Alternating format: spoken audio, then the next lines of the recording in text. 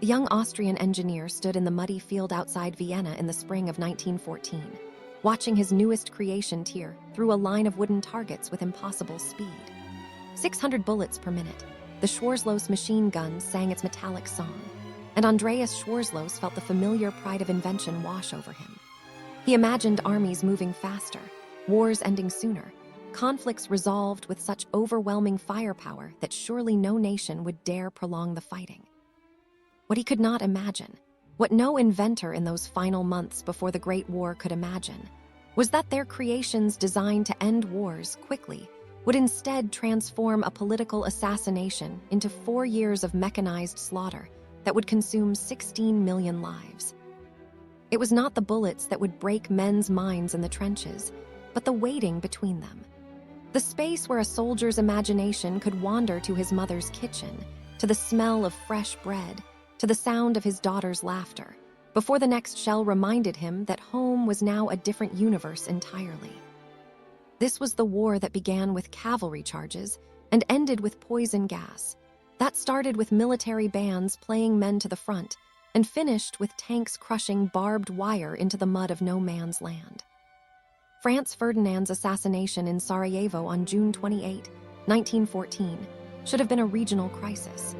The Austrian Archduke's death at the hands of a Serbian nationalist was tragic, but not unprecedented in the volatile Balkans. Yet within 6 weeks, the major powers of Europe had stumbled into war like sleepwalkers approaching a cliff. Each nation believed in the superiority of its military technology, its strategic plans, its national character. The Germans had their Schlieffen Plan and their Krupp steel. The French had their Soixante-Quinze field guns and their Élan Vital, that mystical belief in the power of offensive spirit. The British had the world's most powerful navy and the resources of a global empire. The Russians had endless reserves of men and the vastness of their territory. They all shared one fatal misconception. They believed the war would be over by Christmas. The first German soldiers who marched into Belgium in August 1914 carried rifles essentially unchanged since the Franco-Prussian War of 1870. Their officers still wore polished helmets topped with spikes, gleaming in the summer sun like medieval knights. The French infantry advanced in bright red pants and dark blue coats, their doctrine insisting that the moral force of the attack would overcome any defense. Within weeks, the Maxim guns and modern artillery had torn these romantic notions to pieces along with hundreds of thousands of men. The machine gun did not care about Élan Vital. It cared only about interlocking fields of fire and the mathematics of death. Captain Charles Howard watched from his position near Mons as the German infantry advanced in perfect formation across the Belgian countryside. His men had trained to fire 15 aimed rounds per minute with their Lee-Enfield rifles, a rate of fire so rapid that the Germans would later report they had faced machine guns. But Howard knew what was coming. He had seen the reports from military observers in the Russo-Japanese War, had read about the siege of Port Arthur, where machine guns had mowed down wave after wave of Japanese infantry. He tried to push away the image of his own men walking into such fire. The strange thing was how beautiful it looked at first, the gray columns moving through the morning mist, the sun catching on metal, the distant sound of singing. Then his sergeant gave the order to fire, and beauty transformed into something else entirely. The British Expeditionary Forces rifles at Mons created such a wall of lead that they stopped the German advance cold. But there were too many Germans and too few British. As Howard's battalion fell back with the rest of the BEF, he passed through villages where civilians stood in doorways, confused, offering water to the retreating soldiers, not understanding that their world was about to change forever. An old woman pressed a loaf of bread into his hands, and he wanted to tell her to leave, to run, but where could she go? The war was everywhere now. By September, both sides had tried to outflank each other repeatedly in what historians would call the race to the sea. Neither side could gain the advantage. Modern weapons had made defense stronger than offense, but military doctrine had not caught up to this reality. Commanders trained in the wars of movement struggled to adapt to this new arithmetic, where one machine gun could stop a battalion, where artillery could destroy anything above ground. where cavalry charges ended not in glory, but in horses screaming in tangles of barbed wire. The spade became as important as the rifle. From the English Channel to the Swiss border, 2 parallel lines of trenches scarred the earth. Men dug deeper, connected trenches with communication lines, built dugouts and strong points. They created underground cities of mud and timber, rat highways and lice colonies, a subterranean world that would have seemed like madness just months before. The Western Front had crystallized into something unprecedented in human history. A continuous line of fortifications where millions of men would face each other across a stretch of murdered earth, sometimes no wider than a football pitch. Lieutenant Wilhelm Hoffmann wrote to his wife from a trench near Ypres in November 1914, his hands shaking from the cold and something else he couldn't name. He described the sound artillery made, how you could hear shells coming like freight trains through the air, how the earth itself seemed to scream when they impacted. He didn't tell her about the boy from Munich who had been vaporized by a direct hit, leaving only a red mist and a single boot. He didn't mention how they all learned to tell different shells apart by their sound. The whistle of shrapnel shells, the roar of high explosive, the wobbling moan of gas shells that would come later. The human ear, that instrument designed to hear music and laughter and whispered affections, had adapted to distinguish between the sounds of different deaths approaching. The generals responded to the stalemate with the only solution they could imagine: more. More men, more shells, more attacks. If 1,000 men couldn't break through, perhaps 10,000 could. If 10,000 failed, perhaps 100,000. The logic was as simple as it was horrifying. They did not yet understand that the fundamental equation of warfare had changed. The defense would always have the advantage as long as men had to cross open ground on foot against machine guns and artillery. This realization drove innovation at a desperate pace. Scientists who had devoted their lives to improving humanity suddenly found themselves designing better ways to kill. Fritz Haber, who had developed a process to synthesize ammonia that would feed millions, turned his genius to poison gas. On April 22, 1915, at the Second Battle of Ypres, greenish-yellow clouds of chlorine gas drifted across no man's land toward French colonial troops. The soldiers saw the strange mist approaching and were curious at first. Then the first men began clutching their throats, foam bubbling from their mouths, their lungs dissolving from the inside. A French officer named Jean Mordec watched his Algerian troops flee in panic from the cloud. He wanted to maintain order, to rally them, but when the first wisps reached him, he understood their terror. The gas burned everything it touched: eyes, throat, lungs. Men drowned in their own blood, standing upright in the trenches. Those who survived described the sensation as breathing fire. Their lungs turned to raw meat. Mordec ordered his men to urinate on cloth and hold it over their faces, a primitive protection that saved some lives. Within days, both sides were racing to produce gas masks, then better gases to defeat the masks, then better masks to defeat the new gases. The chemistry of death had entered the war. It was not the gas that soldiers feared most, but the randomness of artillery. Gas you could sometimes see coming, could protect against with masks and discipline. But artillery was the great lottery of the trenches. A shell could land in your dugout while you were writing a letter, could find you in a communication trench you'd walked safely 100 times before, could arrive without warning on a quiet morning when you were heating tea. Soldiers developed elaborate superstitions, carried talismans, created rituals to ward off the shells that fell like steel rain day and night. Private James Morrison kept a photograph of his daughter in his breast pocket, convinced it had stopped shrapnel during a bombardment at the Somme. He would touch it before every stand-to, before every patrol, before trying to sleep in his waterlogged dugout. When he was killed by a sniper in March 1917, his comrades found the photograph unmarked, his superstition finally proven wrong. They sent it home to his widow anyway, telling her it had been in his hand when he died, a small lie that seemed necessary in a war full of larger ones. The Somme offensive of 1916 showcased the magnificent futility of trying to break the deadlock with traditional tactics and new technology. General Douglas Haig believed that a week-long artillery bombardment would destroy the German defenses completely. The British fired 1.5 million shells, the sound audible in London, 300 miles away.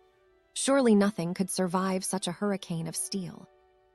On the morning of July 1, British soldiers climbed from their trenches, many carrying heavy packs, walking in neat lines toward the German positions as they had been trained. They expected to find nothing but corpses and ruins. Germans had dug deeper. In some places, their dugouts extended 40 feet underground, reinforced with concrete, supplied with electricity and ventilation. When the bombardment lifted, they emerged from their shelters, set up their machine guns, and waited. In the first hour, the British Army suffered 30,000 casualties. By the end of the day, 60,000 men had fallen, 20,000 of them dead. It was the worst day in British military history, and it achieved almost nothing. A few miles of worthless ground changed hands. The war went on. Ernest Parker was one of the lucky ones that day. His battalion went over the top in the second wave, walking through the remnants of the first. He stepped over bodies arranged in neat lines where machine guns had caught them, still in formation. The wounded called out for water, for their mothers, for God. Parker wanted to stop, to help, but his sergeant pushed him forward into the smoke and noise. He made it halfway across no man's land before shrapnel from a German shell tore through his shoulder, spinning him to the ground. As he lay in a shell crater filling with his own blood, watching the battle continue around him, he had what he would later describe as a moment of perfect clarity. They were all insane. The generals, the politicians, the nations themselves. This wasn't war. This was industrial murder dressed in the language of honor and duty. The tank arrived on the battlefield as humanity's attempt to break the deadly equation of trench warfare. First used by the British at the Somme in September 1916, these metal monsters terrified German soldiers who had never imagined such things possible. They crushed barbed wire, crossed trenches, seemed immune to machine gun fire. Hans Weber, manning a machine gun position, described his first sight of a tank lurching toward him through the morning mist as something from a nightmare, a mechanical beast that bullets bounced off harmlessly. He and his men fled, and he felt no shame in it. How could flesh and blood stand against such things? But the first tanks were unreliable, prone to breakdown, vulnerable to artillery. Of the 49 tanks that attacked at Flers-Courcelette, only 9 made it to the German lines. The rest broke down, got stuck, or were destroyed. Tank crews suffered in conditions that made the trenches seem comfortable. Inside, temperatures could reach 120 degrees. The noise was deafening, the fumes poisonous. Crews often passed out from carbon monoxide, had to be dragged from their vehicles barely alive. Still, they represented hope that technology could end the stalemate, that human ingenuity could find a way through the killing fields.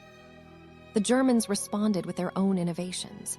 Stormtroopers trained in new infiltration tactics, using grenades, flamethrowers, and light machine guns to bypass strong points and attack rear areas. They gave up the dream of breakthrough and instead sought to create chaos, to collapse enemy positions from within. At Caporetto in 1917, these tactics combined with gas attacks rooted the Italian army. For a moment, it seemed the deadlock might break. America's entry into the war in 1917 brought fresh troops and fresh horror. Young men from Iowa farms and New York factories arrived in France believing they would be different, that American courage and know-how would succeed where European armies had failed. Private Michael O'Sullivan from Boston wrote home after his first time in the trenches, his handwriting shaky. "Mother, I cannot describe this place. It is not hell because hell would be warm and dry. This is something else. We live like animals in the mud, but animals would have the sense to leave." The Americans learned what the Europeans already knew. Courage meant nothing to a machine gun. Know-how meant nothing to poison gas. They died in the Belleau Wood and at Châteaudière with the same bewilderment as the British at the Somme, the French at Verdun, the Germans at Passchendaele. The war consumed them all equally, democratic in its slaughter. By 1918, all armies had adapted to the new reality. They had gas masks and steel helmets, hand grenades and light machine guns, tanks and aircraft, tactics designed for the modern battlefield. The German spring offensive of 1918, using stormtrooper tactics and every lesson learned in 3 years of stalemate, almost broke the Allied lines. For weeks, the issue hung in balance. Then the weight of American reinforcements, the British naval blockade that was starving Germany, the collapse of German allies, all combined to tip the scales. The armistice came at the 11th hour of the 11th day of the 11th month. In those final minutes, some units continued fighting, determined to fire the last shots, to claim the last deaths, as if the war itself was reluctant to end. Private George Lawrence was killed at 10:58 a.m., 2 minutes before the ceasefire, charging a German machine gun position that would have been abandoned anyway. His officer had ordered the attack to give the men something to remember, a final taste of glory. Lawrence's mother would receive the telegram 3 days later, after the celebrations had ended, after the world had already begun trying to forget.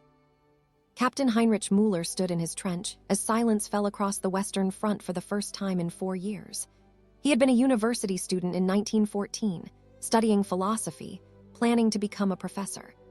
Now he commanded a company of ghosts, boys, and old men, the last scrapings of German manpower. He tried to remember Kant and Hegel, the lectures he had attended in what seemed like another lifetime, but all he could think about was the silence. It was deafening, this absence of shells and machine guns, more frightening somehow than the noise had been. The war was over, but what had they become? What had they all become? The weapons that were meant to make war quick had made it endless. The technology designed to save lives through decisive victory had multiplied death beyond all comprehension. Machine guns that fired 600 rounds per minute, artillery that could destroy entire grid squares, poison gas that turned air itself into a weapon, tanks that crushed everything in their path, aircraft that brought death from above. None of it had brought the quick resolution the inventors promised. Instead, it had created a new kind of war where victory was measured in yards and casualties in millions. The great contradiction of the First World War was that every innovation designed to break the stalemate only deepened it. Gas led to gas masks.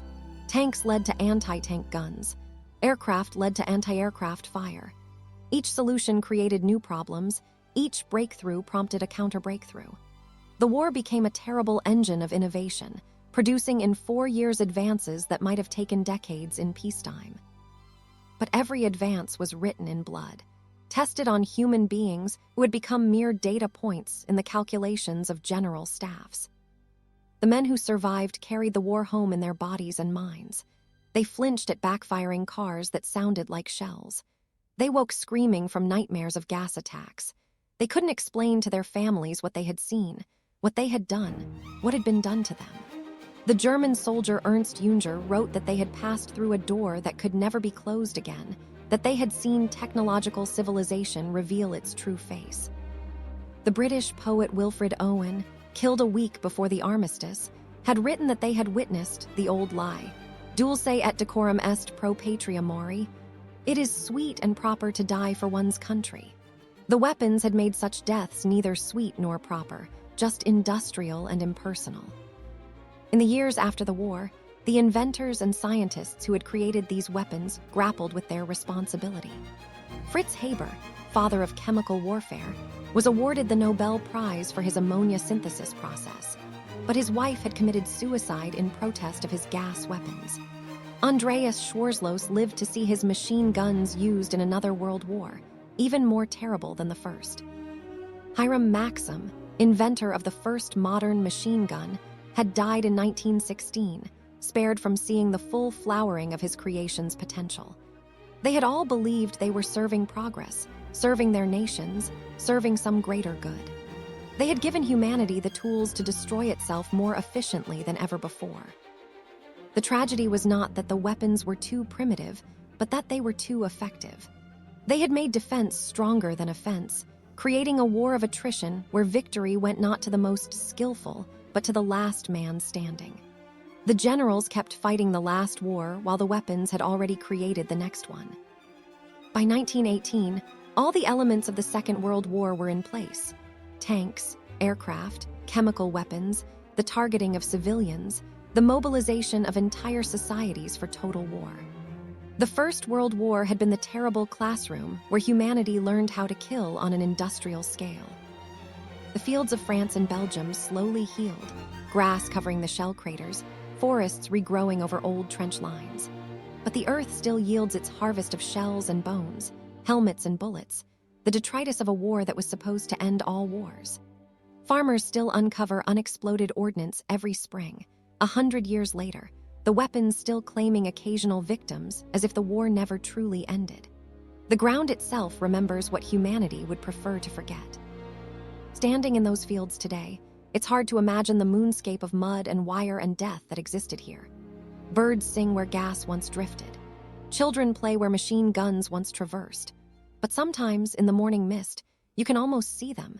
The ghosts of young men walking in neat lines toward the guns, still believing that courage could overcome chemistry, that honor could defeat mathematics, that the human spirit could triumph over the terrible efficiency of the weapons they had created. The First World War ended not with victory, but with exhaustion. The weapons had won. They had proven stronger than the men who wielded them, more enduring than the nations that deployed them, more honest than the causes that justified them. In trying to create the ultimate instruments of victory, humanity had instead created the perfect machinery of stalemate and slaughter. The war to end all wars had instead taught the world how to wage war more terribly than ever before. Perhaps that is the final irony, the last contradiction of a war full of them. The weapons designed to protect civilization had revealed how easily civilization could devour itself. The technology meant to preserve the old order had destroyed it completely. The innovations intended to save lives had harvested them by the millions. Every nation had entered the war confident in its cause and its capabilities. Every nation emerged broken, victorious and defeated alike, understanding at last that they had unleashed forces beyond their control or comprehension. In the end, it was not the trenches that defined the Great War, but the transformation of war itself from a human endeavor to an industrial process. The machine gun, the artillery piece, the gas shell, the tank, these were the true victors of 1914-1918. They had proven that courage, honor, and tradition meant nothing in the face of technological superiority. They had demonstrated that future wars would be won not by the brave, but by the better equipped, not by heroes but by factories, not by warriors but by weapons. The young Austrian engineer Andreas Schwarzlos lived until 1936, long enough to see his machine guns sold around the world, long enough to watch the rise of even more terrible weapons, long enough to understand that his dream of making war too terrible to wage had been naive. Humans would always find reasons to fight. The only thing that changed was their capacity to destroy. He had given them a more efficient tool for an ancient practice, nothing more, nothing less. And there were thousands more stories like this, waiting to be remembered.